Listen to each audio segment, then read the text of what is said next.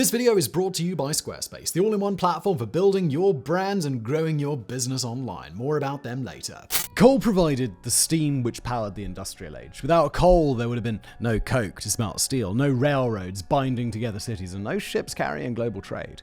The demand for coal created mines across areas unsuitable for farms and incapable of supporting large communities.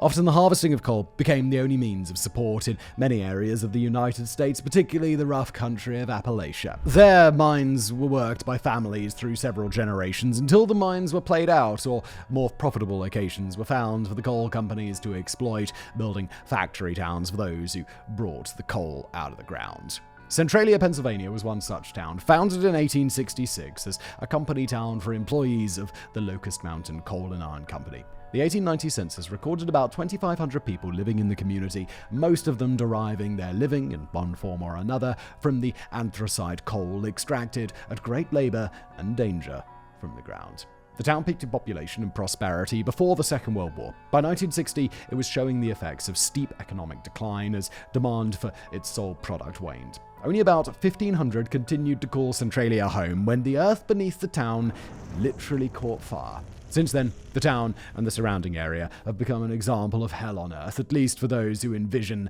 a hell of fire and brimstone. Cracks in the ground became crevices with evil-smelling smoke emitting from them into the atmosphere. At night, flashes of flame can sometimes be seen. The region surrounding what was once Centralia covers 3,700 acres, that's 8 square miles of abandoned buildings, driveways, and streets leading to nowhere, burnt-out vegetation, and cracks in the ground exuding smoke and toxic gases into the air. Often what remains of paved streets and lots are hot to the touch. The smell of sulfur permeates the air. The town itself is abandoned, its last official residents departing in the early 21st century.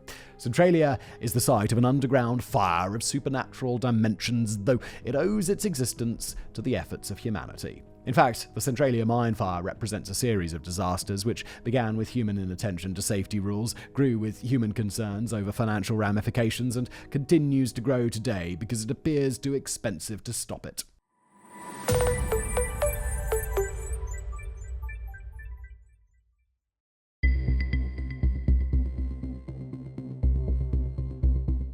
Underground coal fires are not rare. One in New South Wales is believed to have been burning for more than 5,000 years. In China, where there are hundreds burning, underground coal fires are estimated to consume roughly 18 million metric tons of coal per year. In Germany, an underground coal fire has been burning continuously since the 1600s. You know what's a pain? Building a website, the coding, the layout, the upkeep. It's enough to make your head spin, and that's why I'm excited to share with you today's sponsor, Squarespace. Squarespace is the all-in-one platform for building your brand and growing your business online. Stand out with a beautiful website, engage with your audience, and sell anything. Your products, content you create, and even your time. One of the features that I'm really excited to tell you about is member areas. Look, if you're a creator or an educator, this feature makes it easy to monetize your content and your expertise. You can sell access to gated content like classes, online courses, newsletters, or whatever. It's all a fantastic opportunity. Another feature that I love is email campaigns. It's a great way to collect email subscribers and then convert them into loyal customers.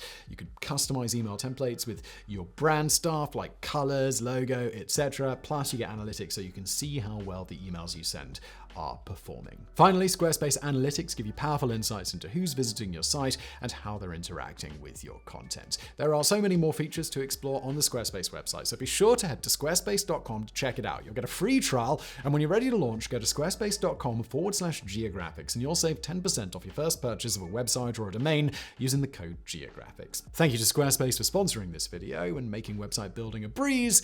And now back to today's video.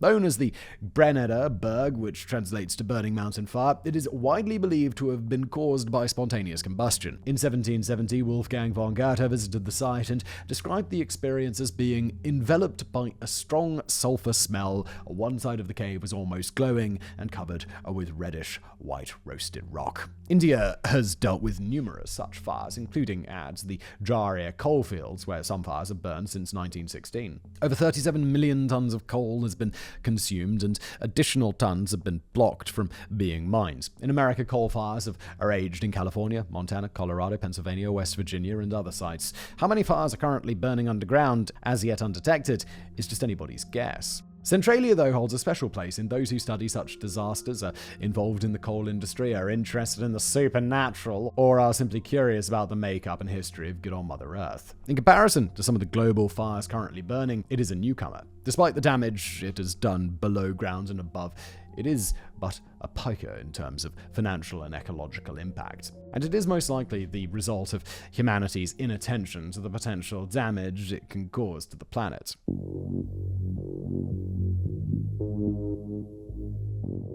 Centralia was well past its prime as a mining community in 1962. Though some mining still took place, the town's population had dropped to less than 1,500 during the most recent census, 1960.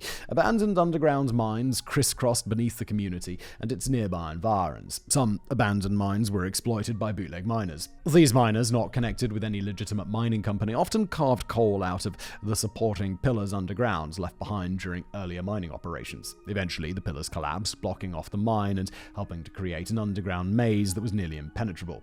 Open-pit mines dotted the landscape, also abandoned as sources for coal, and in some cases finding new life as waste disposal pits. In the 1950s, town leaders began burning the waste pits in the spring, usually employing volunteer firemen to supervise operations. In May 1962, firemen burned a waste dump located in an abandoned pit mine. After allowing the fire to burn for what they determined to be a reasonable time, it was extinguished. Or so they thought. Within days, it was evident that the fire had moved underground. An opening in the earth had allowed the waste fire to ignite the subterranean coal seam. Efforts to extinguish the blaze proved futile. After several days, the opening was buried under dirt and rubble. To most experts, the waste pit fire, which occurred just prior to Memorial Day 1962, was the beginning of the Centralia fire. But not everyone agrees. Subsequent students of the fire have attributed its ignition to earlier incidents, including one in which hot coal ash was dumped into an abandoned pit mine. Another claimed the fire began spontaneously. Yet another attributed the fire to a mine shaft fire which occurred 3 decades earlier at the Bast Colliery in 1932. According to the theory, the Bast Colliery fire never had been completely extinguished and smoldered underground for 30 years undetected by miners in the area, eventually igniting the seam leading beneath Centralia.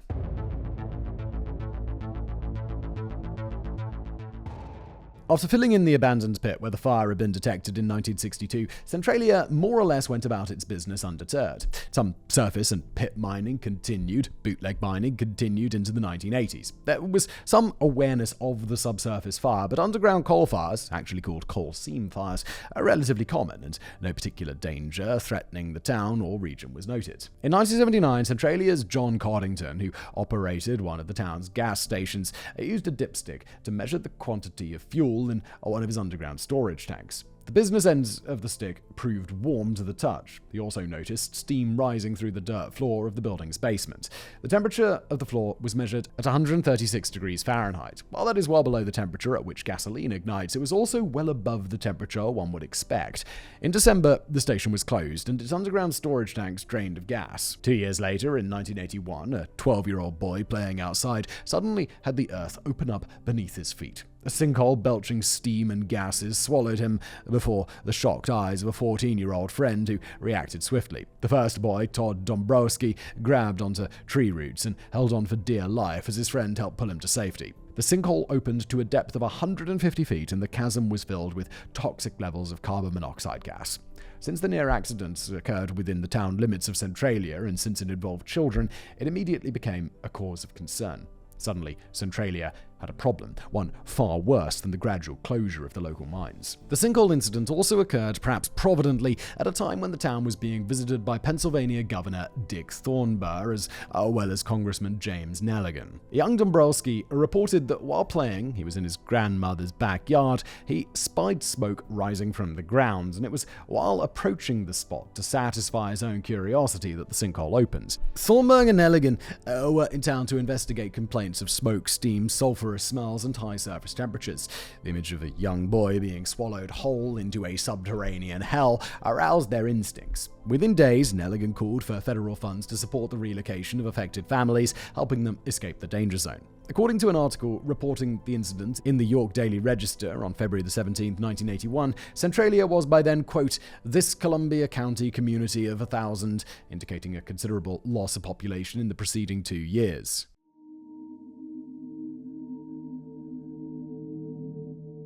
Following the revelation of Dombrowski's brush with the fire below, the efforts of the local community and the Commonwealth of Pennsylvania to control the fire in early 1960s became widely known. Several attempts at stopping the fire's spread using evacuation of the coal seam in its path had failed. Flushing, a technique in which holes were drilled into the seam and filled with non-combustible materials such as waterlogged sand, also failed to control the spread. In August 1962, unsafe carbon monoxide levels led to the legal closure of all mines beneath Centralia. By 1963, the state had exhausted the available remedies and the funds needed to fight the underground fire. It simply gave up. In the ensuing years, the fire continued as increased reports of high surface temperatures, smoke-emitting crevices, and sinkholes appeared, and some people began to leave Centralia with little in the way of financial aid. Between 1976 and 1986, a reporter for the Shamokin news item published hundreds of articles about the fire and the increasing complaints of problems encountered by Centralia residents. Among these were adverse health effects caused by the polluted air. But it wasn't until the reports of Dombrowski's sinkhole that the fire gained widespread attention across the state. By then, it was clear that the state could do little to contain the fire, let alone extinguish it, and removal of residents from the path of danger became the goal of responsible authorities.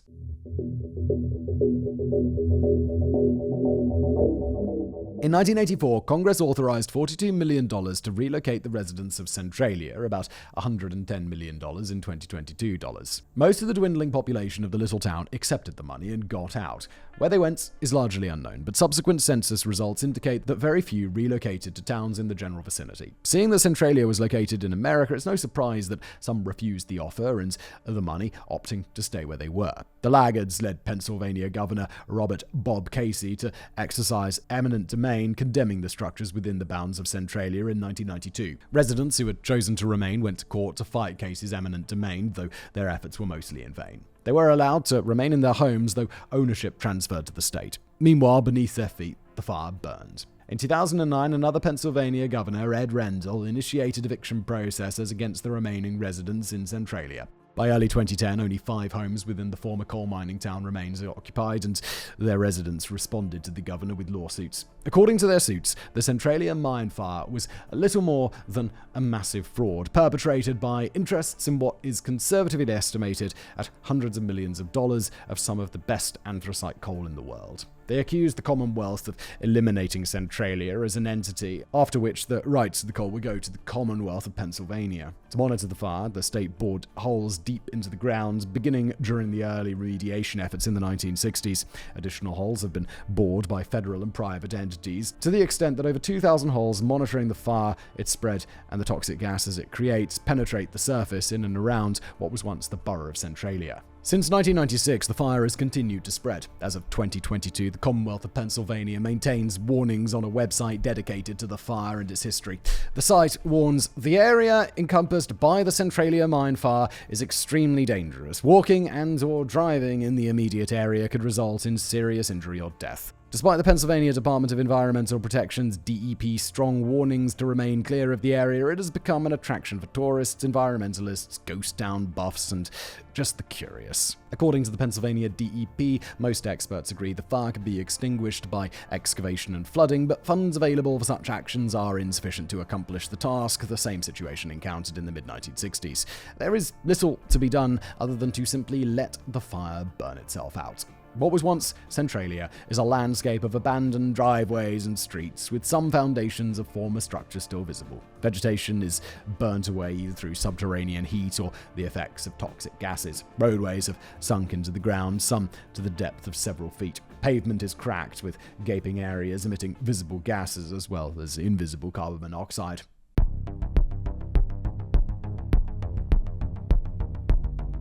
Pennsylvania Route 61 once ran through the town of Centralia, connecting it with the outside world. It was once a road bustling with the trucks which carried the coal mined in the area to customers. PA 61 entered Centralia from the south for travelers heading north and west across the Pennsylvania coal country. That is, it entered Centralia until 1993, when repeated and extensive damage to the road from the fires burning beneath it led authorities to divert the through route to a parallel road to the south. The section of roads that remained, though abandoned to vehicle traffic, became a popular diversion for visitors.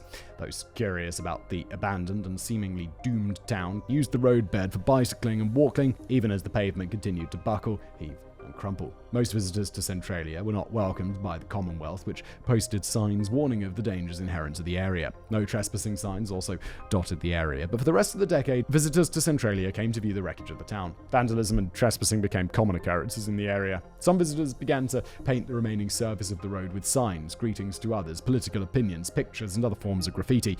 It became known regionally and on websites devoted to such pursuits as the Graffiti Highway, though it was no longer accessible to vehicles. While commercial traffic continued on PA 61's new alignment to the south, the abandoned section of road became a favorite destination of those determined to visit Centralia and to document the fact that they had. Pictures of smoke and steam emerging through the road and the graffiti covering its crumbling pavement appeared online and in social media. In 2020, what remained of the former PA 61 route to Centralia disappeared from view, the pavement covered over with dirt and rubble to further discourage visitors to the area. According to news reports at the time, plans to further cover the area over the old road with trees and other vegetation were announced, though they have yet to come to fruition. Graffiti Highway, like the rest of Centralia, is now lost to time.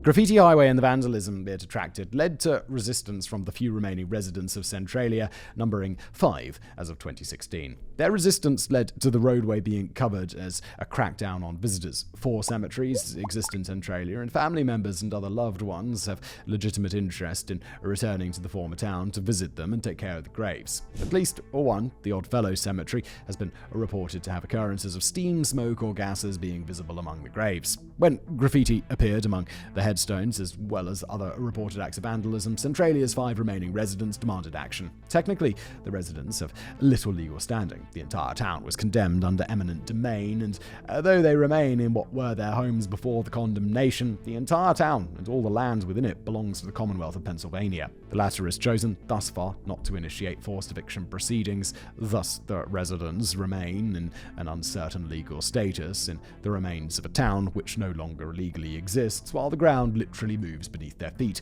driven by an uncontrollable fire. The absence of residents in the town and the depressed prices of anthracite coal have all but eliminated any impetus towards extinguishing the fire. Experts agree that the fire could be extinguished, but the cost of doing so outweighs the benefits. About 95% of anthracite coal deposits in the United States are located in the eastern Pennsylvania coal fields, their value steadily decreasing for a century. It was excessive costs which led to the stoppage of efforts to extinguish the fire in the mid-1960s. Obviously, the costs would be even higher these days, and the state simply lacks the resources to renew efforts to put out the fire.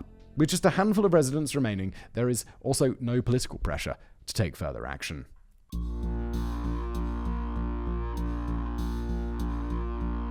Despite burning for 6 decades, obliterating the town above ground and drawing thousands of curious visitors to the region, the Centralia coal fire is yet to kill anybody, according to experts. There have been near misses, such as young Todd Dobronsky nearly being swallowed by a carbon monoxide-filled hole that opened beneath him. Despite the lack of fatalities, there have been health problems attributed to the fire, most of which have come from former and current residents or visitors to the region. In 1984, the Pennsylvania State University conducted a study through the Milton S. Hershey Medical Center on the then remaining residents around Centralia. Their findings confirmed what had long been reported. Centralia residents suffered from health ailments at a higher rate than in nearby towns not affected by the fire. Some were relatively minor complaints, such as burning, itching eyes, and sinuses. Others were more severe, including debilitating headaches and upper respiratory problems. Pennsylvania cited the findings as partial justification for condemning the town.